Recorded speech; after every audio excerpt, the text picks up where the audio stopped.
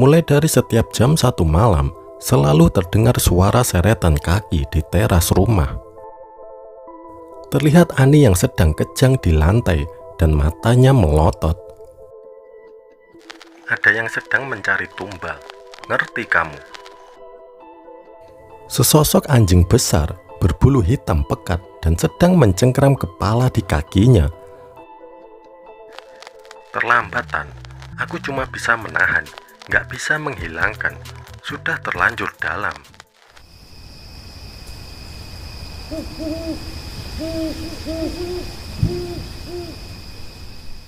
Selamat datang di Buzz Story, cerita waktu malam.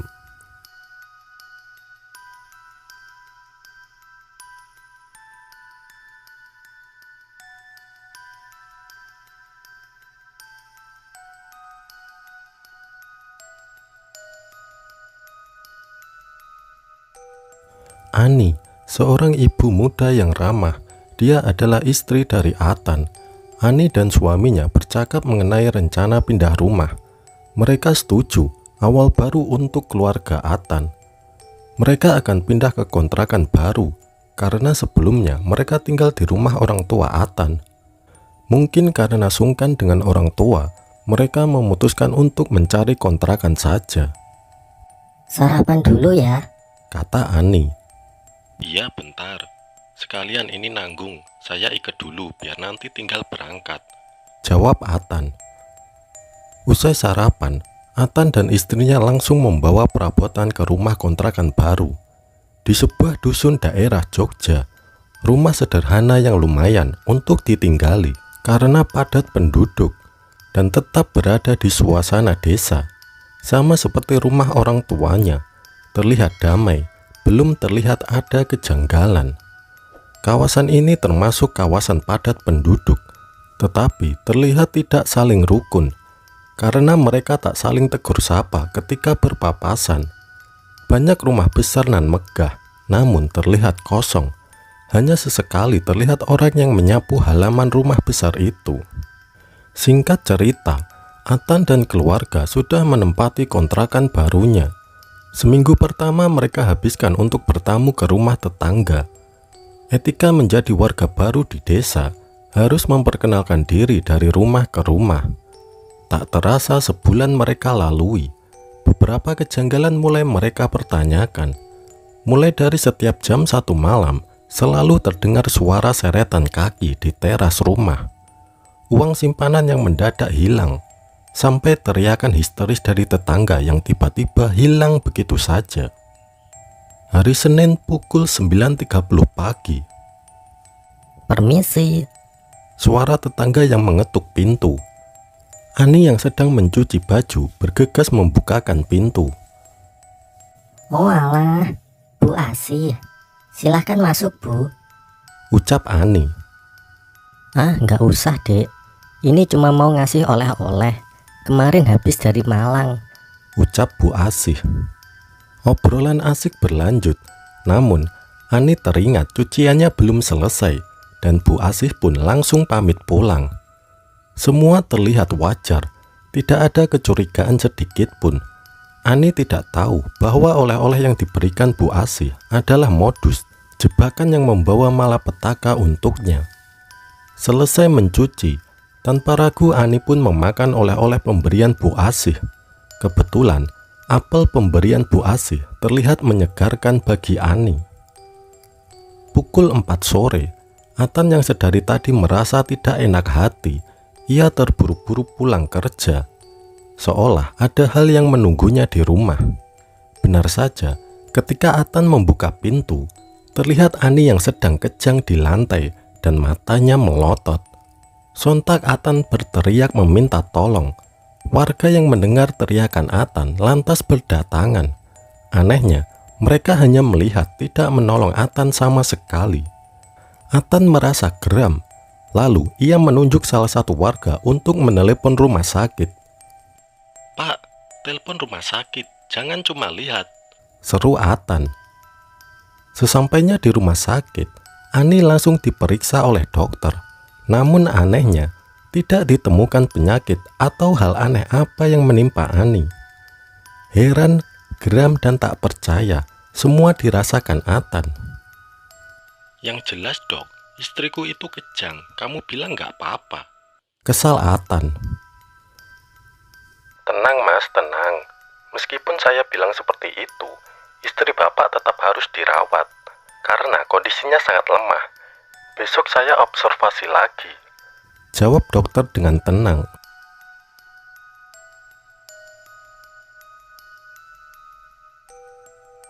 Bingung, emosi, dan lelah dirasakan Atan.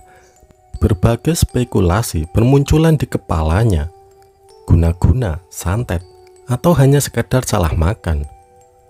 Orang tua Atan menemani di rumah sakit. Berbagai pertanyaan lantas muncul. Kenapa semua ini bisa terjadi dalam waktu yang singkat? Atan yang masih bingung, lantas hanya diam dan menitipkan Revan, anaknya, kepada orang tuanya. Kemudian ia berjalan keluar. Hanya rokok yang menemaninya malam itu. Istri yang selalu tersenyum ramah ketika Atan berangkat dan pulang kerja, kini terbaring lemah di dalam kamar rumah sakit. Seminggu berlalu, kesehatan Ani perlahan membaik. Atan bergegas menyelesaikan administrasi rumah sakit dan membawa Ani pulang. Kejanggalan ia rasakan ketika akan memasuki rumahnya. Ani tampak ketakutan, tidak mau masuk ke dalam rumah kontrakan. Kenapa, Ma? Tanya Atan. Takut ya? Kalau ke tempat ibu dulu gimana? Jawab Ani. Seketika Atan paham bahwa kejadian kemarin terjadi karena ada yang ngerjain istrinya. Karena dalam seminggu ini, Ani bungkam tentang apa yang menimpanya. Atan pun menyimpan tanya dan berharap semoga semua baik-baik saja. Ia bergegas membawa keluarganya kembali ke rumah ibu, orang tua Ani. Kamu belum bilang loh, Ma. Sebenarnya ada apa? Aku khawatir. Di pikiranku sudah yang aneh-aneh. Atan bertanya lirih kepada istrinya. Nanti aku cerita ya. Sekarang cepetan sampai rumah ibu. Keburu capek. Jawab Ani dengan nafas tersengal dan wajah pucat karena masih lemas. Sesampainya di rumah ibu, Ani menceritakan semuanya tentang siapa dan apa semua ini. Meskipun ragu, Ani tetap mengatakan spekulasinya.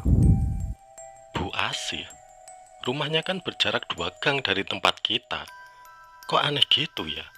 Ini ada yang nggak beres. Ucap Atan dengan penuh tanda tanya. Dan yakin kejadian yang menimpa istrinya itu karena kejahilan gaib. Suara lantang Atan bersamaan dengan langkahnya keluar rumah. Aku mau tanya orang pintar dulu, Ma. Jangan keluar dulu. Tunggu aku pulang. Emosi dan kesedihan mendalam serta rasa cemas karena takut langkahnya terlambat. Atan menjalankan sepeda motornya dengan cepat, bergegas menuju rumah Mbah Jiwo. Orang yang diyakini Atan sebagai orang pintar ahli supranatural alias dukun. Karena waktu kecil ia sempat belajar ilmu kebatinan dengan beliau. Maka dari itu Atan langsung menuju ke rumah gurunya. Sesampainya di depan rumah Mbah Jiwo, Atan terkejut karena ternyata Mbah Jiwo telah menunggunya dan bertampang sedih seperti orang berbela sungkawa. Assalamualaikum, Mbah. Saya mau... Belum selesai ia berbicara, Mbah Jiwo sudah membentaknya. Diam. Laki-laki nggak cekatan. Lamban berpikir. Kenapa? Ragu. Belajar dari dulu masih gagal paham. Kesal Mbah Jiwo. Dengan membalikan badan, Mbah Jiwo menjawab salam dengan nada keras. Ternyata Mbah Jiwo sudah menunggunya sejak pertama kali Atan melihat istrinya kejang. Tanpa Atan cerita, Mbah Jiwo sudah paham apa yang sedang terjadi, bahkan lebih paham daripada Atan. Ada yang sedang mencari tumbal. Ngerti kamu?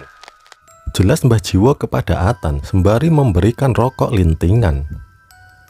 Atan yang sudah ketakutan atas keterlambatan langkahnya hanya menunduk gemetar. Ia membatin, Bu Asih. Yang kemudian disauti oleh Mbah Jiwo. Iya. Tawa menggelegar ditutup dengan raut geram Mbah Jiwo. Atan terheran, batinnya ternyata terbaca oleh Mbah Jiwo. Tiba-tiba saja, Mbah Jiwo berteriak memaki, menunjuk ke arah depannya. Berani kamu, anjing laknat. Atan yang duduk di sampingnya terkejut dan mundur. Sesosok anjing besar berbulu hitam pekat dan sedang mencengkeram kepala di kakinya. Berdiri tegak bak manusia berada di depan matanya. Tak lama sosok itu lari menjauh. Ngerti kamu, Tan? Tadi adalah sosok yang mau memakan istrimu. Istrimu sudah dijadikan sasaran tumbal pesugihan. Tetanggamu, Asih. Aku harus gimana, Mbah? Aku nggak mau kalau harus kehilangan Ani. Terlambat, Tan. Aku cuma bisa menahan, nggak bisa menghilangkan. Sudah terlanjur dalam.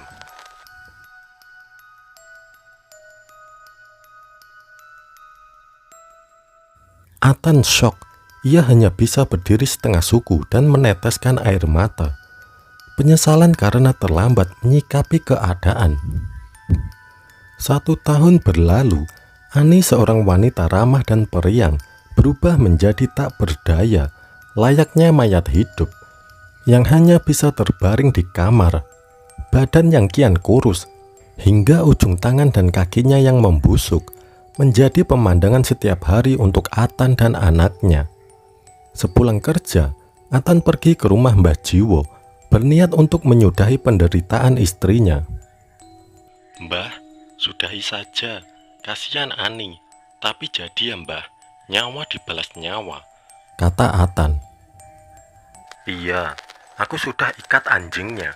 Bakal mudah untuk mengembalikan kelakuan jahatnya, jawab Mbah Jiwo. Esok harinya, Atan dan keluarga besar mengantarkan Ani ke peristirahatan terakhirnya. Tak disangka, istrinya menjadi korban kegilaan harta tetangganya. Dan tak diduga, pindah kontrakan bisa membuat istrinya kehilangan nyawa. Tanpa menunggu lama, usai pemakaman, Atan langsung ke rumah Mbah Jiwo dengan membawa berbagai macam seserahan untuk ritual yang sudah disiapkan.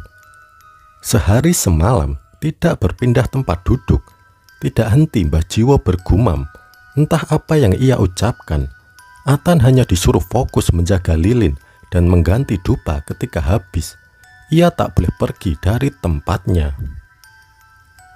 Selasa Kliwon pukul 2.30 dini hari, tepat 33 jam bersemedi, Mbah Jiwo memuntahkan bulu hitam dari mulutnya dan berkata, ambilkan kopi hitam di belakangku. Atan lalu bergegas mengambilkan kopi tersebut. Kopi itu bukan untuk diminum, melainkan untuk berkumur dan disemburkan ke muka dan badan Atan. Sudah selesai, Nak. Nanti setelah subuh, ikut aku ke sawah, kata Mbah Jiwo. Atan menganggukkan kepalanya, seolah paham bahwa nanti ia akan diperlihatkan sosok asli sang pelaku pesugihan. Ia langsung membersihkan peralatan ritual dan membasuh diri dengan air kembang. Ayo, Nak, tak kasih tahu wujud aslinya, kata Mbah Jiwo. Iya, Mbah, jawab Atan. Mereka lalu pergi menuju persawahan di dekat rumah kontrakan Atan. Sudah saya bakar rumahnya. Sudah saya bunuh anjing wanitanya. Tinggal kamu gimana? Anak dan suaminya sekalian? Ucap Mbah Jiwo. Gak usah, Mbah. Biarkan yang hidup merasakan apa yang aku rasakan, jawab Atan. Dari kejauhan, tampak kerumunan orang di tengah sawah. Mereka berdua mendekat untuk memastikan. Benar saja, sosok manusia setengah anjing tergeletak mati di tengah sawah. Ini wujud pelaku pesugihan di desa ini. Rumahnya sudah saya bakar.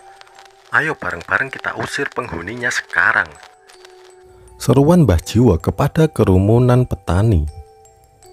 Mereka menuruti perintah Mbah Jiwo dan menuju ke rumah megah yang sudah gosong terbakar api gaib. Konon, api gaib membakar, tapi tidak akan terlihat dan hanya dampaknya saja yang terlihat. Suami dan anak Bu Asih sudah di depan rumah. Mereka hanya terdiam ketika diteriaki salah seorang warga. Pergi kalian dari sini. Tanpa suara, keluarga Bu Asih berjalan menjauhi kerumunan warga. Ada yang meludah, memukul, mencela. Namun sepertinya mereka sudah kebal. Mereka hanya berjalan menuju sawah dan menggendong ibunya yang sudah tidak berwujud manusia itu pergi begitu saja. 3 bulan setelah pengusiran itu, Atan masih sangat syok. Ia tak mau kerja dan hanya melamun saja di depan teras rumahnya.